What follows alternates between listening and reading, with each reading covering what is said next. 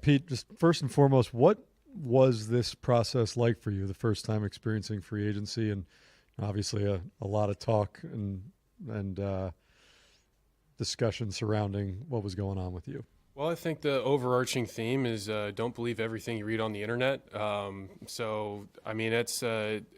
It's funny kind of seeing everything kind of happening, like whether it be on social media or talk like just buzz and whatnot, but and kind of what's going on behind the scenes. It's kind of funny. I mean, a lot of it is just noise. And obviously people playing what if scenarios, but for me, I thought that it was really special. Like when the deal got done, I mean, it's no secret that that David and Steve came down, met with me. So, I mean, I thought that was, I respect that so much, and I appreciate that, dealing with people face to face like that. And it was good to kind of hear their perspective and obviously voice mine.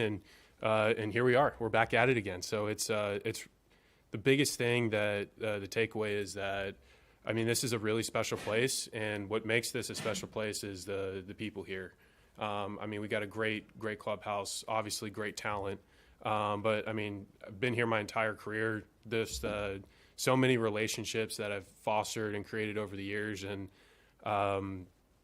what we have gone through as an organization.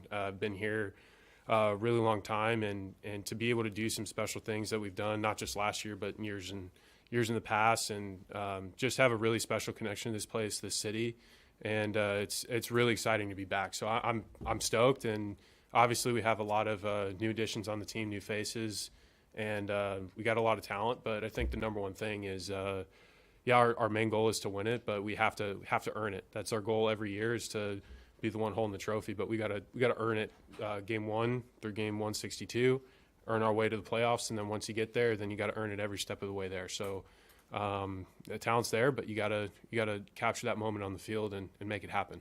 Pete, you mentioned that meeting with Steve and David. David, when he spoke to us, said he thought it was really critical to get the deal over the finish line, to hear your perspective and to give theirs. What, from your perspective, did you need to hear from them that you ultimately did? Ultimately, it's because for me, like, just being here, like I've just been a player. Like, granted, like I haven't really had like a peek behind the curtain, or like a concise, clear cut vision of not just this year but years beyond. And for me, I think that to be able to kind of have that dialogue, and really. And for them, they have their perspectives, and for me, like, this is my everyday, and I live it. So it was kind of like a meeting of the minds, where you just kind of you just talk, where it's like there's certain strategies, and then for me, it's like, listen, it's like, hey, you have this, you have that, and then it's like, oh, okay, it's just us making sense of everything, so we can have a good plan going forward. And I thought, again, it was really productive. It wasn't like this hash out thing. It was just like people talking ball. Hey, Pete, the way that you guys structured the deal going forward, you'll be in a similar situation as you were a year ago, because you can opt out of this if you want. Is there anything you learned maybe from going through it last year that can help you going into this year, being in a similar situation, or just mindset, or how you look at playing through such a year? Honestly, I think for me, it's the biggest difference between last year and this year is just like, for me, like, I've worked a lot on some certain things, like some swing mechanics, and that kind of persisted. Bad habits leaked out obviously during the game. I didn't have my best year. That's no secret. But for me, I'm just really happy that I was able to make those adjustments, and I'm really looking forward to having a runway this year. And the reason why I structured it, I mean, the qualifying offer had definitely had an impact. That's one thing I didn't really expect. I mean, you had a ton of guys that have had it, especially right around age 30. You had, I think, Correa, Chapman, Snell, and a couple other guys, Bregman, having some QO issues during free agency. So it's just more of like a structure thing. It's kind of like a bridge thing, just to get to the next contract. And another big difference just for this year is that you're going to have Juan Soto in the lineup with you too. How much are you looking forward to being a part of that? I'm stoked. Dynamic. I mean, he's obviously, we all know Juan is a phenomenal player, and he definitely makes us better. I mean, no matter where he would have ended up, he would have made any team better. But I'm just really thankful that he ended up with us, because it seems like anytime you play against Juan Soto, he has a big hit or takes someone up top or makes a game-changing play. So he's definitely a stud, and we're so happy to have him for sure. Were you surprised by how the open market valued you after all that you've accomplished? No, I mean, for me, again, like I said, I didn't have my best year last year, but for me I definitely feel like I pushed the market forward in a little bit. Like for me, making $30 million as a first baseman this year, it's definitely an accomplishment for sure. Just pushing the market forward for 30-year-old first baseman. So that's for me, I think that's a win. But also, I couldn't expect something incredibly mega long, because I didn't have my best year in 23. I didn't really have my best year either. So the 2 years stacked up didn't really play to my potential. Yeah, there's some positive outcomes there, but can't expect having like a 10-year deal when I didn't necessarily have my best 2 years in 23 and 24. And granted, definitely some positives, like definitely did a lot of cool things in those years, but still, it is what it is, and just going to get back out there and play the best I can for the New York Mets. This has been home, and it's an electric fan base. And I mean, these guys in the clubhouse, like it's really special. This place is really special to me. So I'm just really happy to be back, and it's really exciting this year. You mentioned you couldn't expect a super long deal because of the year you had. How did those expectations evolve over the course of the off season? I mean, for me, it's just you just kind of take it day by day, really. I mean, that's really it. You take it day by day, and for us, we just we listened, and eventually, like this was, I mean, it's just great, because this is home, and there's even before it's like you just look at some of the signings early in the off season, like fortifying the bullpen, like, and then obviously getting Juan, and it's like that's great, and then. I mean, the talent's undeniable in the room, and we definitely have our work cut out for us this year, because after the way we finished last year, I mean, sky's the limit for us, but you gotta earn it every single day. Nothing's guaranteed, and it's going to be a really fun year. Hey, Pete, in your mind, were you ever close to going somewhere else? I mean, for me, like, for me, this was it. Like, I mean, throughout the entire offseason, we had the best dialogue from the Mets, and like that was it. Like, and for us, like this was the best opportunity, and for me, and I mean, I'm just really happy to be back. I mean, this was it. And when you mentioned the peek behind the curtain during that conversation, what did you learn? Well, I'm not going to divulge everything, but I mean, it's just kind of strategies, and all I say is like different strategies, outlooks, like kind of like in depth from the front office, and just like their vision, not just for this year, but years moving forward as well.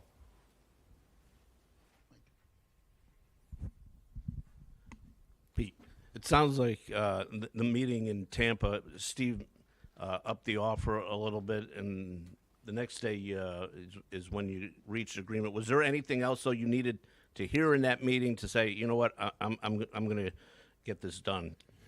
To be honest, I think I mean we covered a lot, but I mean it wasn't just that meeting. There was a lot of guys that were keeping in contact with me. Like for example, Nims, Wink. I mean, me and Sean worked out together when he signed. He's like, dude, you got to come back. Obviously, Ryan Stanek, it's another guy. I mean, there's definitely a lot of guys. I know Francisco were in people's ear, like saying like we got to have Pete back. So it wasn't just that meeting. It's like guys that I shared a locker room with. It feels really good to have their respect and be like, hey, like this guy not only he's a great clubhouse guy, but he's a guy that can help us win. So to have that support from guys you've been around a long time, it means a lot. And when you add the component of people willing to come down and meet face to face, obviously Steve and David, like it means a lot. It means a lot. And what are those adjustments you've been working on in this offseason that have you confident? Yeah, so for me, I think it was a couple. Offensively, just like tightening up some swing mechanics to make a more repeatable move to the baseball, and then also like just reviewing some of the defensive plays. I think for me, there's definitely some areas that I was really stoked about, but also one area I was really critical of is like the decision making and throwing to first, because there was a couple throws I forced last year. I think I made 6-ish, maybe 7 errors, and I think 4 or 5 of them were throwing errors. And I probably shouldn't have thrown them, trying to force a play, make a play, as opposed to just fielding it, shutting it down, touching the bag. So as opposed to trying to make a good play, I can play it safe, take care of the baseball. So definitely did a deep dive and want to get better every single year. Yeah. You, when you said Francisco, you meant Lindor, I'm sure, right? Yes, okay. yes. I was going to ask you, everyone we've talked to said you're going to be very motivated this year. I think you're always motivated anyway, but Yes. Are you extra motivated this year? Well, I think for me, this isn't like motivation, like personally, because for me, like like last year, getting to the CS, like that was my first real like postseason experience. Like, yeah, I'm not discounting 2022. That was a really special season, 101 games, getting to the playoffs, but like making a run like that in 24, you realize how much has to go into getting there, but then also getting over that hump and into the World Series. So for me, that's addicting. Like that playoff feeling, that playing that high leverage baseball, like that's what it's all about. Like that is the most addicting feel I've ever had, like on a baseball field, and it's just motivation to get back and get better. So get better and then finish the job. This is obviously a short-term deal. What is your appetite to eventually not just get a long-term deal, but get a long-term deal here? I mean, yeah, that'd be fantastic. Like for me, like I've had a great first 6 seasons, and people have been so receptive. Like this has been home, and yeah, that'd be fantastic. Like this is like just such a great organization. There's such great people here, like not just coaches, players, but whether it be clubbies, support staff, analytics. Like this, it's just a fantastic place, and yeah, that could be really awesome. Given that it didn't happen this winter, is there any regret that you didn't maybe negotiate something like that before hitting free agency? I mean, I don't really regret it, because for me, every single step of the way of my career, like whether it's high school, college, minor leagues, I mean, even through my 6 years, it's like you bet on yourself every single year, whether you have a contract or not. You got to play. You got to play, and whether you are on a long guaranteed contract or not, like not playing well isn't fun. You want to play well, and you want to do a good job and help the team win however you can. And for me, that's all I want to do. I just want to win. Some players talk about the pressure of a platform season kind of getting in their mind a little bit. Do you feel that affected your performance in any way last year? I mean, there's pressure. I mean, there's pressure every year. This is the big leagues. And also with being in New York, and last year for us, like we wanted to make the playoffs and obviously win a World Series. There's pressure every single year, whether the contract situation, like that, all that'll take care of itself as long as you play well. But for me, like I felt pressure to perform my best season every single year, because this is the highest level. It's the big leagues. After all the contract discussion in the offseason, what was the most fulfilling part of being back here day one with your teammates?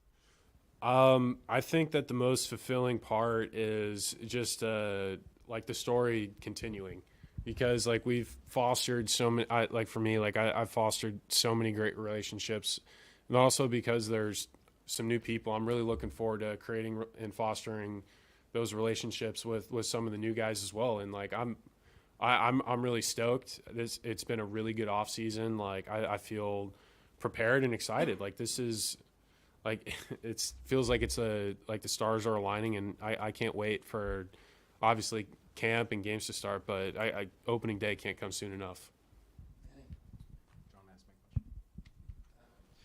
Pete, you talked about you learned last year what goes into it as a group to go as far as you guys did. So what do you think that type of experience does in terms of resilience for this group going into 2025?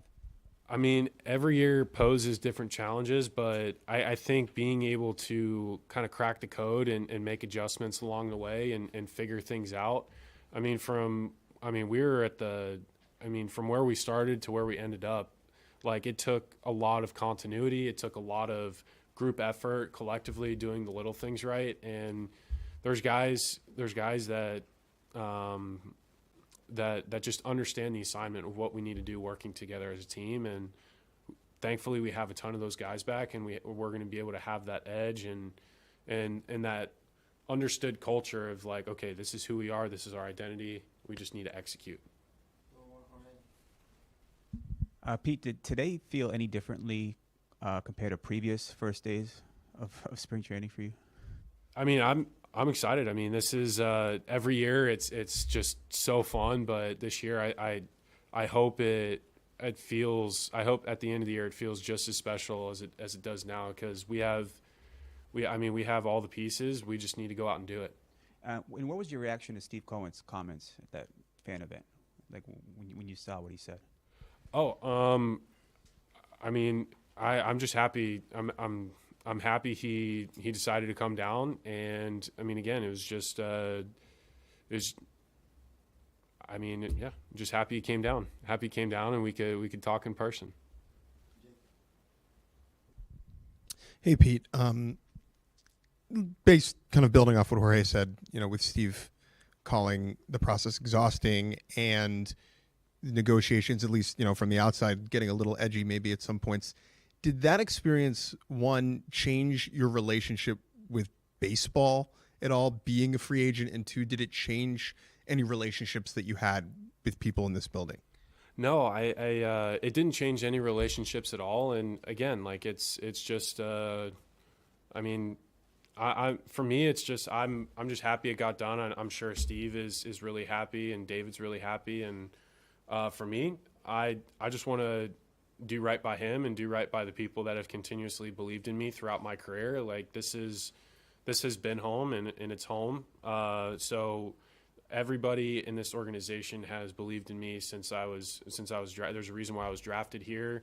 And there's a reason why I'm still here. And that feels ultimately, however negotiations go, like you put all that aside, it's like this place, this team, these people have believed in me from day one. So, and that means something. That means something. That means a lot to me. It's that constant belief, and yeah, negotiations are tough, but hey, that's the business side of it. And but regarding like personal relationships, I think business and personally, you set those aside for sure. And did it alter the way that you kind of think about this world of baseball, which has obviously been your life for a really long time?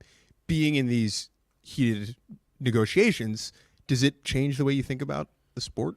No, for me, because like when you get out, I mean, the off season and stuff like that, whether you're in arbitration or the draft process or wherever you are, or you're amateur guy, like guys are still, at the end of the day, you have your business negotiation time, and then when it's time to go play ball, it's time to go play ball. It's all about the white rabbit. You just go take care of the ball fielding, you run the bases well, and it's see ball, hit ball. That still doesn't change.